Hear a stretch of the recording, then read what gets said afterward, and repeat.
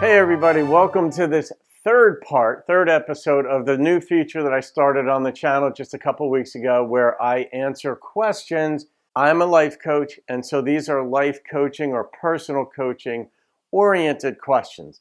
So people just ask me questions. They might email me if they're a little personal, but I don't reveal who asked the question, and I also don't want information about people that might throw them under the bus or what have you. These are just questions. And you'll see with this one, this is actually a very good one that somebody opened up a little bit to me about, and I'm just going to go through answering these questions, and maybe you'll be able to glean something from it. This is a perfect accoutrement, in my mind, to the music reactions that I do, because the traditional country, the storylines, the vignettes, some of the songwriters are so brilliant, the way they depict heartache, joy, parenthood, childhood, anything that can go right or wrong in life shows up in such brilliant, elegant, and eloquent ways in traditional country, and not just traditional, but non-pop country. Western has songs. So anyway, this was a good accoutrement to it. So here's the question. It's kind of a long things, but I'll just read it and then I'll tackle things as we go along. Why are we taught as kids to treat others as we want to be treated? I ask because for those who at least try to follow that, especially toward those they care about, 999 times out of 1,000, the only reward is heartache, feelings of being hated and unwanted, loneliness, extreme stress, and more. Then, when you finally realize what you should have learned is to treat people how they treat you, either you can't because it's so ingrained in you that you care about and love these people, or you do start treating them the same way they've treated you and you become a pariah, hated, told what an asshole you are, and why would anyone want to be around you because you're a sick and terrible person. That's the okay, so that was it. So what I'm going to do is go back and sort of like tackle each thought as we go along. Okay, first part. Why are we taught as kids to treat others as we want to be treated? And it's sort of like the golden rule. Do unto others as you would have others do unto you. In Judaism, it's don't do unto others as you wouldn't have them do unto you. One is more proactive. The other is, look, just don't interfere in their lives. In any case, when you're a child, you do need to have guidelines with which to live. As parents, as adults, we're trying to shape the kids, and we want to keep them out of trouble. So, for example, I worked at McDonald's. My first paycheck job back in the day was at McDonald's. And one of the rules that you learn right off the bat is the customer is always right. And when you get older, you're like, the customers are jackasses sometimes. Like, they're not always right. But the reason that rule is instituted is because when you're a 16-year-old with your first paycheck job, it's way better to take some of the discretion out of you and not alienate customers that might be with you for 40 years. Because one bad incident with a customer could keep that customer from coming back. So you tell the 16-year-old, if there's a complaint, no matter how unreasonable, the customer's right, treat them as though their complaint is right. And that's a good rule of thumb for business survival in that context. Well, for children, it is a good idea to get them thinking outside of just themselves. So you teach kids, treat others the way you'd like to be treated. And that is a decent rule of thumb. My one caveat to that, it's kind of, the New Testament has, and the Hebrew Bible, the two great commandments. Love the Lord your God with all your heart, mind, soul, and strength. And the second one is just like this. Love your neighbor as yourself. I don't know, probably 20 years ago, I realized, and I'm not saying that I agree with the text or disagree with the text, but much of Western civilization is built upon the basic premises in those two things. So it's ingrained in our culture, it's ingrained in our collective psyche. That's really how you're supposed to do things. Don't cut in line at an airport or at a restaurant, because that's not what you would want people to do to you, for instance. So it shows up in various ways in culture in terms of respect. But it dawned on me one day, I'm like, well, what if I'm having a really bad day? Love your neighbor as yourself. And I'm thinking, well, does that give me permission, if I'm really in a self-loathing mode, to like loathe them too? And I realized that no, it doesn't do that. So what is the chasm here? And as an adult, you can sort of process through and struggle with those ideas for yourself. As children, you really just need to get them up out of being selfish and the mine time. Toy is mine, that's mine, that's mine. The next part is I ask because for those who at least try to follow that principle, especially towards those they care about, 999 times out of 1,000, the only reward is heartache, feelings of being hated and unwanted, loneliness, extreme stress, and more. Okay, the 999 out of 1,000, I just would suggest that that's an exaggeration. Not all relationships carry equal weight in our lives, right? Some we place greater value on, we have hopes, like a marriage. And you have dreams and you're working together. There's joy, intense joy at the beginning. And then when it falls apart, especially if you get left, the weight of that colors so much of the other relationships you've got. So it may seem like the other relationships are way worse, but it actually isn't quite that bad. There are people, if you look, that actually have purer hearts, that have your best interest in mind. Maybe you've got good friends and so forth. So even though we may get burned by some people, they may be seeing you in the same way. They may be thinking, wow, that guy burned me. And I mean, you may be lumped in with them. Like I had to realize that at some point too. Like when things weren't going well in my life, I always had to look at what part am I contributing to this? What adjustments can I make? What am I missing? Who am I? Things like this, like what do I believe in? How do I want to live? And what am I willing to sacrifice to be me? And I first had to figure out what I believed in for me. And I'm not talking about what I believed in theologically or politically. I mean, how did I want to treat people almost no matter what it cost me? Do I want to be true to myself? Like Ralph Waldo Emerson said this: to be yourself in a world that is constantly trying to make you something else is the greatest accomplishment. And you can debate whether that's the greatest accomplishment, but that is so meritorious right there. The world is going to try to shape you and talk you out of doing things a certain way. But at some point, like I believe extremely in compassion, kindness, thoughtfulness, and generosity. And not everybody can receive that. People are generally skeptical of anybody who lives that way, because in this world, we kind of back up and say, I don't care as much about you. I care more about me. Some people are wired differently. Some people like a more holistic approach to going through this world, and that includes valuing other people more than they are used to being valued. But I get hurt a lot, for instance. I have a sensitivity, and this isn't a woe is me type story. This is just the type of thing that, what are you willing to give up to live out what you believe?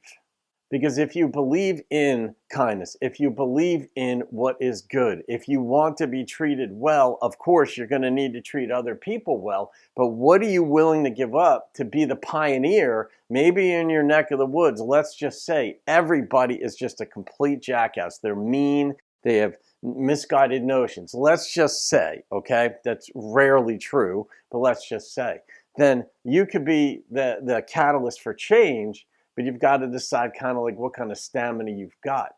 That, of course, is easier said in circumstances in which you're not crushed by a relationship breakup or financial stress.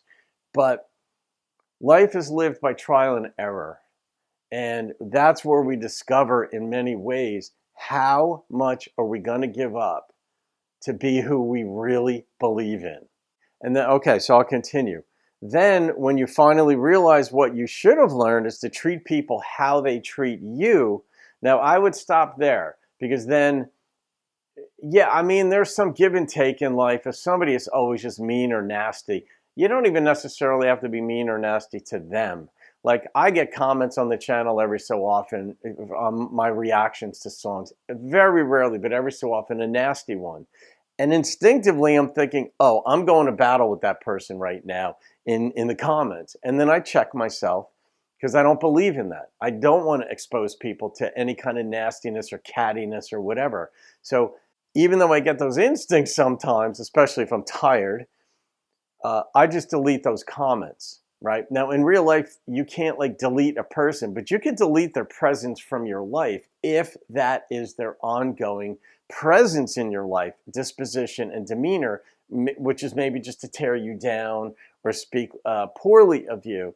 Then you just say, I'm not getting together with that person any longer, right? You don't have any obligation but to get with anybody or to go over the top and try to reconcile all the time. Some people just you don't reconcile to. They're just bad news. And if that's the case with people, then you just sort of refrain. But you still have to decide, how do you want to live out your life? You don't want to take your cues from other people, because then you're not being true to yourself. You don't have a center within you that you've identified, that you believe in for yourself, and that you're willing to give up certain comforts in this life to be you. And as far as it being ingrained in you to care about these people, that's not a horrible thing. But care manifests in different ways. This is what I tell some people when I'm just friends, or even when I'm life coaching. You can't go to dinner with everybody on planet Earth. There's a select few people in your life that you're going to value above others. And those are the ones that you go to dinner with, you go to parties with, you hang out with, you call, you text, you bust their chops, you watch ball games with them and this kind of thing. Or you may have love interest that you do whatever you do in that relationship with them. And so it's good to love these people. But there are people along life's path. Most of the people you meet in your life won't be with you at the end of your life, right? It just stands to reason. People move away, they have kids, you have divergent interests, you find out they became crazy people or whatever, anything. And it's not even a bad thing. People move, they get different interests, and you're not going to be in touch with them as much. But you're going to care for people, though, in a certain way, and you're going to risk maybe this relationship, whether it's a friend, a lover, or any other thing, colleague, they're not going to be there at some point in your life, generally speaking, and that's okay. But it still gets back to you being who you are. What kind of impression, in a sense, do you want to leave on those people as far as who you are as a person? So the other option you said was to continue loving them or caring for them because it was so ingrained in you to do that when you were younger, and then maybe you just keep getting like abused or hurt. And then the other option you put there was that, or you start treating them the way they treat you, and then they just think you're an asshole or pariah, and that's your word, or pariah, or you just become this unwanted person because you're treating them like that. Well, I don't return fire for fire in those situations either. You could just slowly withdraw or quickly withdraw from somebody if they're really bad news. But the good news is there's no shortage of people on planet Earth with which to make friends. For the most part, we have a couple of good friends in our life that we go through life with. You may have met them in grammar school. You may have met them in high school. You may have met them in your neighborhood that you grew up in.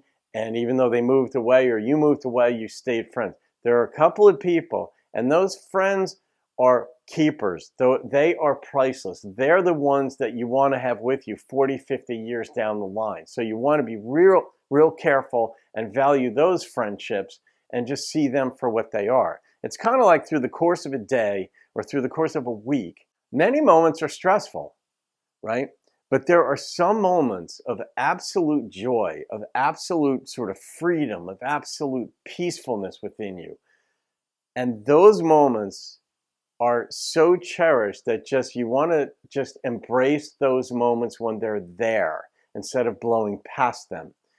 And it's kind of the same way with certain people in your life. Of the thousands of people you'll meet in your life along life's path, a couple of them will be the people that you could kind of call home, in a sense that they'll be your friends, they're on your side, they're not going to agree with you on everything, but they're going to love you and they're going to be there through life.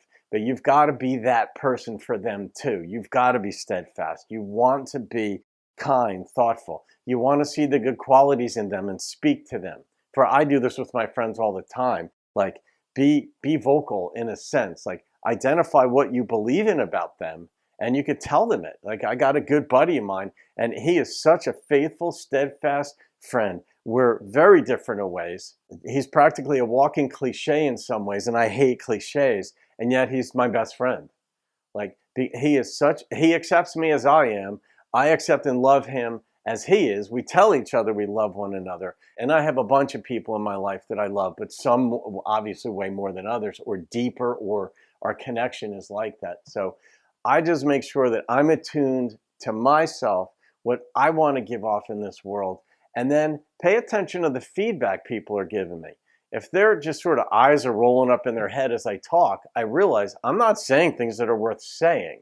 Or if they're not returning my calls, I'm like, gosh, well, it's got to be me, right?